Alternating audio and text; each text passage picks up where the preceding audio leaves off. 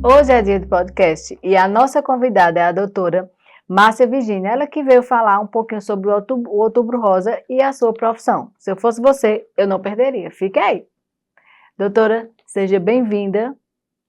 Que prazer estar aqui num momento tão especial, Outubro Rosa, né? Um momento de conscientização da importância desse autocuidado, desse toque, um toque de amor na realidade. E eu estou muito feliz de poder participar e desenvolver o trabalho em relação às mulheres, a importância desse tema como prevenção. O que a senhora nos traz em relação ao Outubro Rosa? Nós sabemos que o câncer de mama é o câncer que mais acomete as mulheres, né? E apesar de todo o processo, todo o investimento que existe na medicina, que existe em qualidade de vida, a gente percebe que ainda é alarmante a incidência de câncer de mama. Só vai perder para câncer de pele, mas expectativa de, pelo menos no próximo ano, 73 mil pacientes com câncer de mama. Então é muito alto, né? Apesar da mortalidade não ser tão alta, mas assim, a gente sabe o impacto na família de uma pessoa, da própria paciente, como também da família daquela paciente, os amigos. Então, e uma pior que é uma coisa, pior não, melhor, é uma doença que pode ser prevenida, né?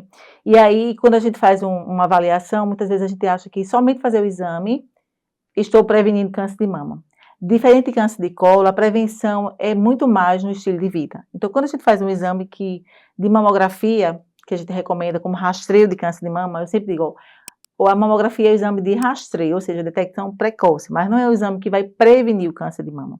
Por isso que é importante a paciente ter consciência de como o estilo de vida dela, como esse autocuidado, como o conhecimento do próprio corpo, vai mudar a evolução, né? Então, muitas vezes, 30% dos cânceres de mama poderiam ser evitados. A gente sabe que a importância da genética, mas câncer de mama tem a ver apenas 5 a 10% com a genética. 90% tem a ver com a epigenética, ou seja, com o estilo de vida, com a alimentação, com o sedentarismo, com o sono e com o gerenciamento de estresse, né? São coisas tão simples, são básicas, mas que são fundamentais em qualquer doença, seja cardiovascular, seja câncer, seja doença psiquiátrica, mas assim, é importante esse autocuidado, nesses pacientes principalmente. Doutora, a gente sabe que a senhora é especialista nesse autocuidado, nessa prevenção. Sim. Então, assim, o que é que a senhora pode deixar para essas pessoas que estão, né, nos assistindo hoje em relação a essa prevenção do câncer de mama? Na realidade, eu fiz ginecologia e obstetrícia, mas eu comecei a fazer outros exames, longevidade saudável. Por quê? Porque apesar de tudo, a medicina trata muita doença e a gente tem que focar na saúde, né? E a gente sabe que os hormônios vão caindo com a idade. E quando a gente tem um estilo de vida, seja o uso de anticoncepcional, o que acontece muitas vezes é que a paciente muitas vezes não se cuida, não se toca. Seja em relação à sexualidade, não conhece o corpo, tem alteração do prazer, e até mesmo no exame para detectar a avaliação. Então, é muito importante a medicina preventiva, o estilo de vida, orientar os pacientes. Não, eu não consigo fazer uma academia, mas você pode fazer uma caminhada, você pode evitar pegar um ônibus para um lugar perto, você fazer qualquer modificação no seu corpo, só sair daquele inércia, daquele sedentarismo já melhora. Embora que para prevenir o câncer teria que ser uma coisa mais regular, mas assim, só despertar que você pode mudar já é importante. Atentar o seguinte, que quando a gente vai envelhecendo, a gente vai perdendo músculo. E no Covid a gente percebeu que a queda de músculo relaciona com queda de força e maior gravidade. Então, a gente vai perdendo a partir de 35 anos. E a gente tem que ter como fosse um banco, um Pix todo dia, para poder lá no futuro a gente ter uma reserva. Então, mesmo que seja em qualquer momento, é sempre importante a gente atentar à atividade física. Se for jovem, melhor ainda, mas nunca é tarde para recomeçar. Uma coisa que é fundamental também é em relação ao sono, né? Existe um ciclo que é natural, que a gente sabe, acordou, o sol raiou, então a gente procura levantar até energia. O que é que acontece geralmente? A gente não tem luz natural, a gente vive com a luz do celular, com a luz da televisão, a gente vive com a luz artificial ligada, e o organismo ele perdeu essa noção do que é dia e o que é noite. Esse que a gente chama de ciclo circadiano. E com isso aí o que acontece? Tem um hormônio muito importante que é a melatonina, que é produzido durante a noite. Então medidas como procurar dormir mais cedo. Quando a gente dorme mais cedo, existe uma coisa chamada tempo biológico e tempo cronológico. Se eu dormir até 10 horas da noite, a cada 1 hora que eu durmo, eu descanso 3 horas. Se eu dormir depois disso, depois de 10 horas da noite, a cada 1 hora eu descanso 20 minutos. E a gente às vezes fica, não, tem gente que diz, não, eu gosto de trabalhar de madrugada, todo mundo está quieto, eu vou ficar trabalhando até as altas horas porque eu rendo mais. E se eu dormir de madrugada e acordar mais tarde? Eu vou dormir 8 horas, mas eu fui dormir 3 horas da manhã e acordei 8 horas depois. Funciona, não funciona. Tem trabalho mostrando que pacientes que trabalham, por exemplo, enfermeiras ou aeromoças que trabalham de noite ou têm alteração desse fuso horário, do ritmo circadiano, tem um risco maior de ter câncer do que pacientes que trabalham no horário regular e dormem normal. Então, dormir, o sono reparador é muito importante, porque todo dia a gente libera uma quantidade de células que são cancerígenas, como se fosse um controle de qualidade, uma fábrica de Sulan, com uma confecção que fosse. E aí tivesse um reparo sempre para avaliar. Se o organismo estiver preparado, se a gente tiver com a imunidade boa, com a produção dos antioxidantes, eu tenho esse controle melhor e tenho uma apoptose dessa célula. Então, eu programo a célula para morrer, aquela célula que não está dentro do meu padrão. Se eu tenho alteração da alimentação, seja por estresse ou então sedentarismo, o meu controle interno está prejudicado. Então, a imunidade está alterada, existe uma produção maior de antioxidantes. E a gente relaciona muito inflamação com produção de radicais livres e com câncer. Por quê? Principalmente quando a gente está com excesso de peso. Porque na gordura da gente existe um tipo de modificação que é a produção de hormônio mais relacionado com câncer. Por isso que na menopausa existe um maior fator de risco para câncer, porque a mulher na menopausa geralmente tem a tendência a aumentar peso. Esse peso é mais na barriga, que a gente chama de gordura visceral. O metabolismo fica mais lento. E aí o que acontece? A gordura ela vai sendo direcionada para produzir uns hormônios que têm um poder maior de desenvolver câncer. O ideal seria que se a gente conseguir manter um peso antes da menopausa, eu já tenho um controle melhor do câncer. Então eu posso chegar na menopausa, que eu sei que eu vou ganhar mais, já tentando diminuir esse déficit, no caso, esse controle que a gente vai ter. Ô, doutora, essa tendência de ter câncer, como a senhora falou lá no início, né, que vai aumentar, principalmente em mulheres, como o câncer de mama, que foi o exemplo que a senhora falou, tem também a ver em relação a essa mudança hormonal que nós mulheres temos durante o ciclo da vida? Tem, porque assim, quando você tem a produção hormonal normal, até você... Primeira coisa que acontece é o seguinte, toda vez que você se expõe muito a hormônio, você tem um risco maior de câncer. Então, quem é o fator de risco para ter câncer? Pacientes meninas que menstruam cada vez mais cedo. Atualmente é que a gente vê que as meninas cada vez menstruam mais cedo. Por quê? Porque elas estão sujeitas a ambiente externo que termina estimulando a produção ovariana, que a gente chama de estrogênio. O que é isso? São os hormônios sintéticos. Então, o hormônio é como se fosse uma chave e uma fechadura que vai acoplar. Muitas vezes as pessoas vivem com micro-ondas, pela questão de comodidade, aquece micro-ondas. Então, aquecer micro-ondas em plásticos, eu libero substância chamada xenoestrogênio. E esse xenoestrogênio é um hormônio que é xeno, que ele é como se fosse um hormônio que não é seu, é um hormônio falso, mas ele vai estimular o receptor lá do hormônio, como se fosse uma chave e uma fechadura. É uma chave que não é a própria, mas eu vou lá, acoplo e vou fazer estímulo. Então, o fato de você menstruar mais cedo está relacionado a esse ambiente. Muitas vezes leite de soja, muitas vezes pesticidas, maquiagens que têm produtos, tem chumbo, várias substâncias. Cada vez mais as meninas se maquiam mais cedo, então às vezes a qualidade da maquiagem não é tão boa. Uma vez ou outra pode se maquiar, mas todo dia, né, maquiando não é legal, porque às vezes a gente não tem um controle tão bom dessa qualidade. A própria fruta, muitas vezes a gente vai para o mercado e compra aquela fruta maior possível. Então, na realidade, aquela fruta bem bonita, maior, é a fruta que vai ter mais pesticida. Então, se você procurar uma fruta orgânica, miudinha, menorzinha, a quantidade de pesticida, de agrotóxico naquela planta vai ser menor. E é interessante que aquela plantinha que menorzinha, que ela que foi mais sofreu, é como se fosse uma pessoa que mais sofresse na vida, ela tivesse mais o que dar. Então, quanto mais feinha a frutinha ou a verdura, mas ela tem mais substância antioxidante, porque é como se ela tivesse lidado com a adversidade e tivesse capacidade de produzir mais antioxidantes. Eu estava falando da melatonina, que é o hormônio importante do sono, mas a principal função da melatonina é a ação antioxidante. Então a gente, não, doutora, mas eu durmo super bem, mas a função dela não é essa, a função dela é antioxidante. E a gente vai inflamando, liberando radicais livres. É para liberar radical livre? É, mas tem o controle. Não pode ter excesso, nem pode ter falta, tem que ter esse controle. Aí estamos falando pesticidas, agrotóxicos, que mais? Uso anticoncepcional. O que é que a gente percebe? Que cada vez mais adolescentes começam a vida sexual mais cedo e aí terminam tomando anticoncepcional. Meninas de 13, 14 anos que passam a vida toda tomando anticoncepcional. Só que o anticoncepcional é um hormônio sintético. O organismo não produz anticoncepcional. E esse estímulo toda hora do hormônio sintético, ele vai atingir a mama. Então, tem trabalho mostrando que o uso anticoncepcional pode aumentar o risco de câncer de mama. Se eu vou passar muito tempo sem engravidar, se eu passar mais de 5 anos, então existe um DIU, procurar um posto de saúde, procurar algum médico que possa orientar qual é o melhor método contraceptivo para aquela pessoa, para individualizar cada caso. E a gente sabe também que é muito importante na mulher essa evolução. Então, assim, antes da gente correr, a gente primeiro sentou, engatinhou, correu. E na mulher, na fase reprodutiva, é importante isso, que ela tenha esse conhecimento, que ela perceba o ciclo menstrual e que o organismo amadureça, que ele vá produzindo hormônio, vá lidando com esse corpo dela, para poder ele ter condições depois de ter um amadurecimento até reprodutivo. O que a gente percebe hoje? É que as pacientes menstruam mais cedo e entram na menopausa mais cedo, por conta do ambiente que, na realidade, é capaz de desencadear isso. Então, o fato de tomar anticoncepcional há muito tempo, eu bloqueio o meu organismo. Eu não deixo que eu passe a produção de progesterona, que é um hormônio importante como calmante da mulher. E aí, muitas vezes, a paciente está tomando comprimido, vive super estressada, a libido diminuída, porque você bloqueia a produção de hormônio de testosterona, tem a progesterona, que é um hormônio que é produzido pela mulher, que é um hormônio calmante, e quando ele está alterado, a paciente geralmente tem TPM. E quando a gente não faz essa prevenção que a senhora falou, esse passo a passo, às vezes toma esse hormônio sem necessidade, porque às vezes você não tem essa necessidade de tomar esse remédio que é uma prevenção, né?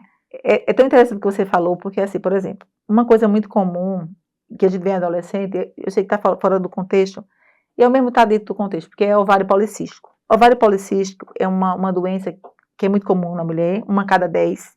Mas para ter o diagnóstico de ovário policístico, tem que passar 8 anos menstruando. Só que o que acontece? Chega com 15 anos de ginecologista, tem um microcistozinho no ovário, já começa a tomar anticoncepcional durante 8 anos.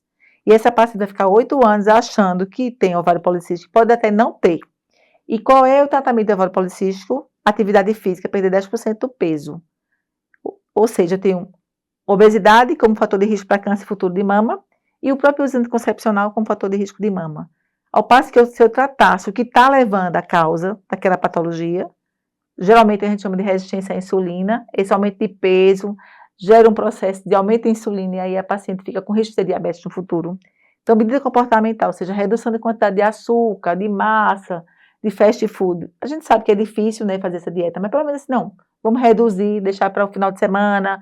Essa questão de limitar, né, de forma, porque a gente cada vez mais é só descascando, desembalando, e nada de coisa, comida de verdade, né? A gente vê isso. A gente quer facilitar. Quer facilitar. Mas é uma facilidade que lá na frente pode trazer um grande prejuízo. Às vezes, quando eu passo um tempo sem comprar nada lá em casa, eu me digo, mãe, tá tudo morrendo de fome aqui, não tem biscoito, não tem não sei o que.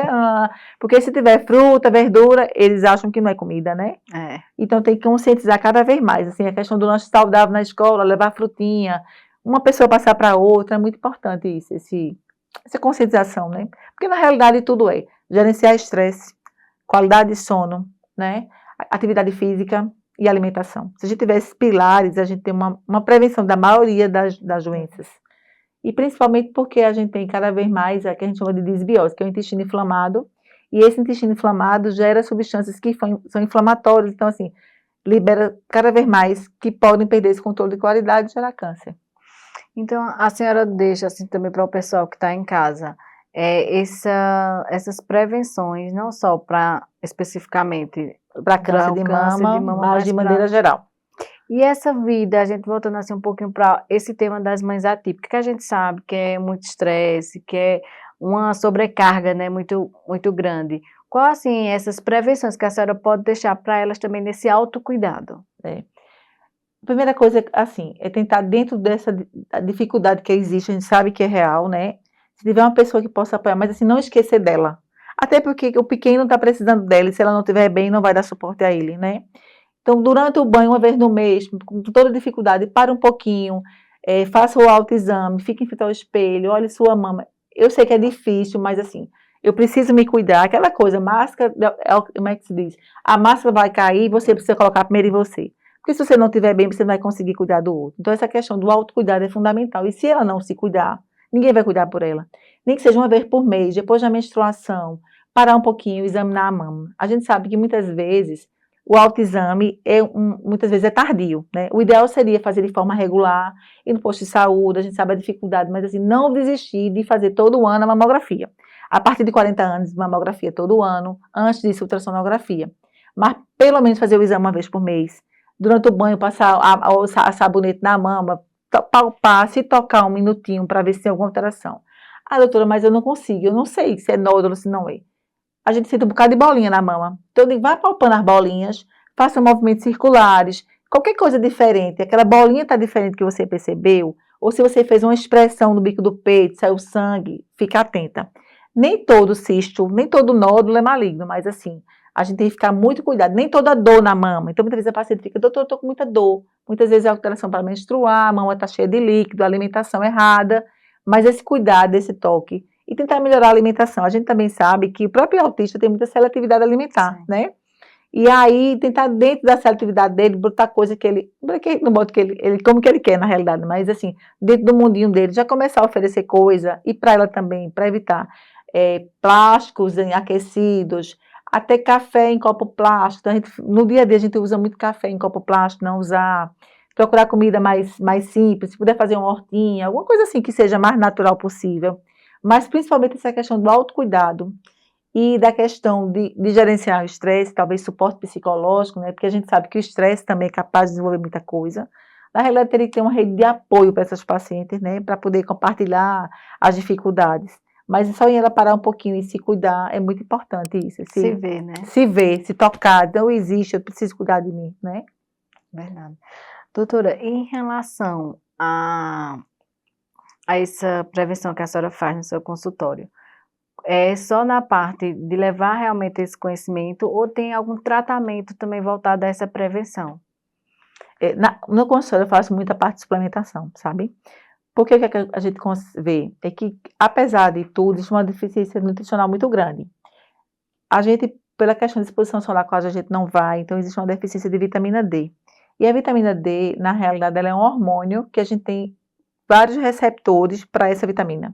E ela é responsável por produção de antibióticos naturais, produção de ganho de massa muscular, controle da imunidade.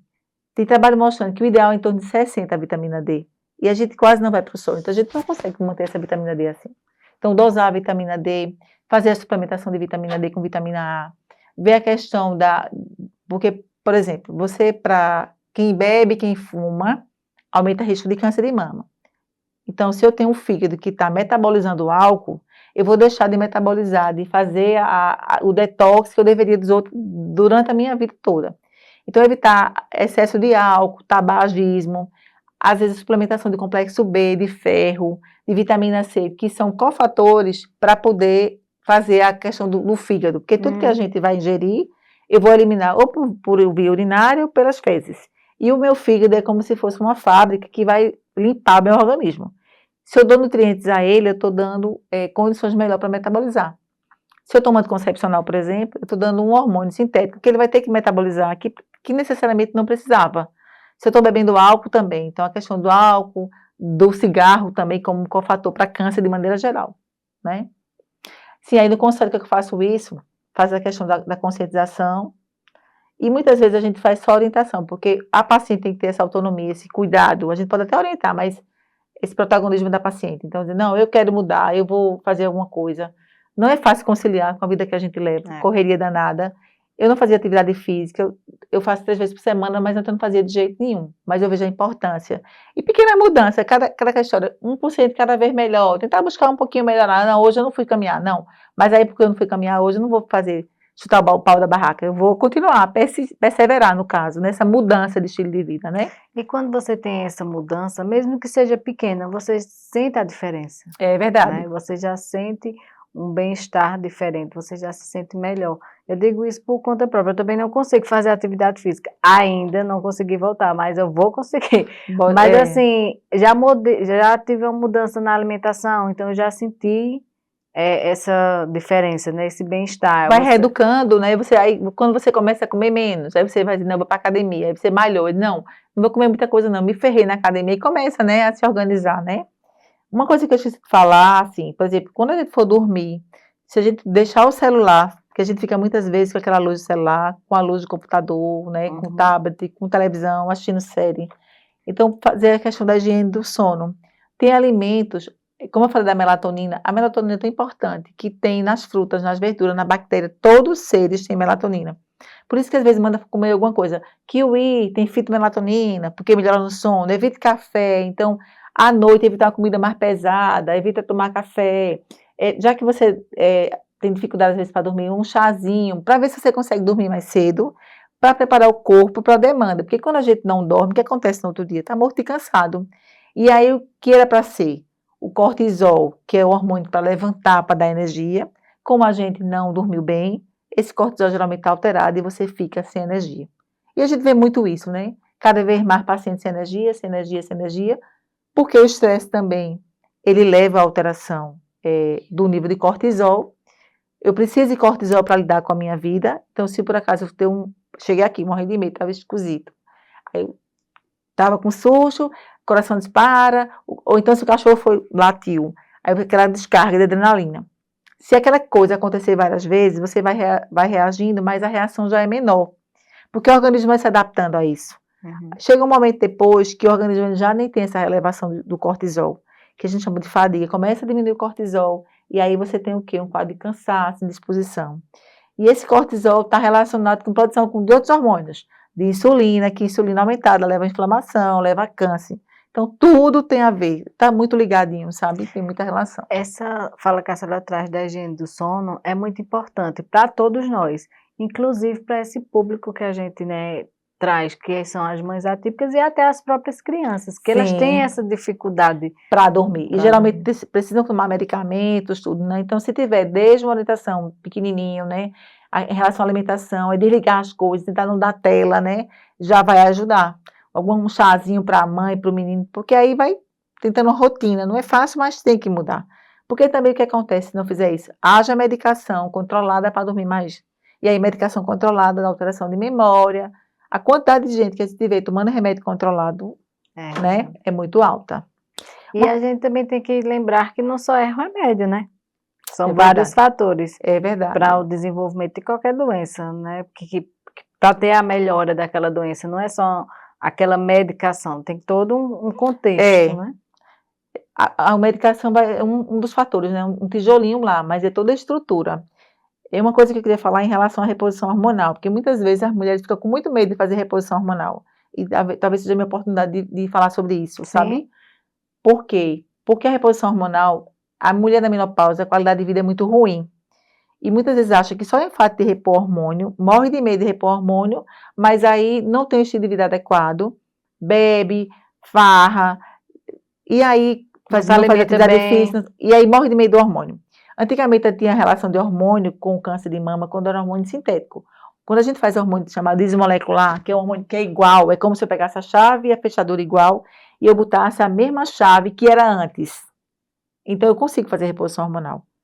Muitas mulheres têm muito medo, só que a gente sabe que apesar de mama ter uma incidência muito alta, doença cardiovascular mata a mulher muito mais do que mama.